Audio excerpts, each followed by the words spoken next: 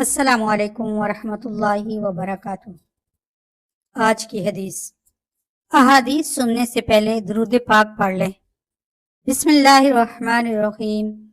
حضرت جابر بن عبداللہ انصاری رضی اللہ تعالی عنہ وحی بند رہنے کا تذکرہ کرتے ہوئے بیان کرتے ہیں کہ آپ صلی اللہ علیہ وسلم نے فرمایا، میں ایک بار راستے میں جا رہا تھا، اتنے میں نے آسمان سے ایک آواز سنی، آنکھ اٹھا کر اوپر دیکھا تو کیا دیکھتا ہوں، وہی فرشتہ جو غار حرا میں میرے پاس آیا تھا، آسمان اور زمین کے درمیان ایک کرسی پر بیٹھا ہے۔ میں یہ دیکھ کر ڈر گیا، اپنے گھر کو لوٹا، میں نے گھر والوں سے کہا مجھ کو کپڑا اڑا دو۔ تب اللہ تعالیٰ نے یہ آیت نازل کی، اے کپڑا اڑنے والے اٹھ، لوگوں کو ڈرا، اس آیت تک اور پاک صاف رہے۔ اس کے بعد وہی لگاتار آنے لگی۔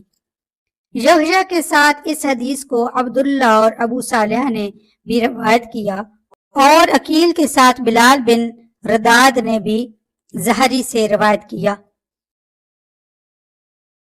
حضرت ابن عباس رضی اللہ تعالی عنہ اس آیت کی تفسیر میں یوں بیان کرتے تھے کہ رسول اکرم صلی اللہ علیہ وآلہ وسلم نزول قرآن کے وقت بہت شدت محسوس کرتے تھے، اور اس وجہ سے قرآن جلدی جلدی پڑھنے کی کوشش کرتے تاکہ یاد رہے۔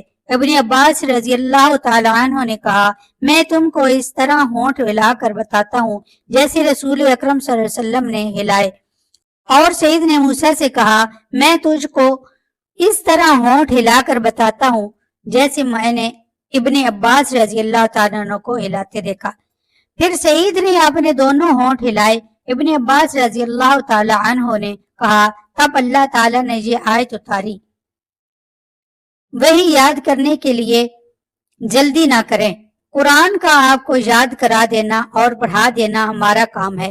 ابن عباس رضی اللہ تعالی عنہ نے کہا، یہ نہیں تیرے دل میں جما دینا اور اس کو پڑھا دینا۔ پھر یہ جو اللہ نے فرمایا، جب ہم پڑھ چکے تو ہمارے پڑھنے کی پیروی کر۔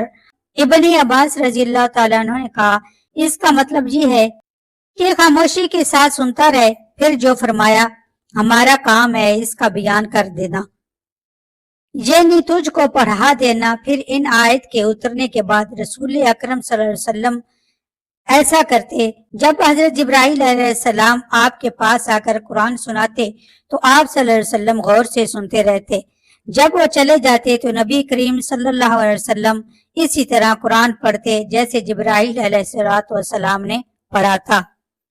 سبحان اللہ۔ میں نے پڑھا، آپ نے سنا، اللہ رب العزت قبول فرمائے، آمین یا رب العالمین۔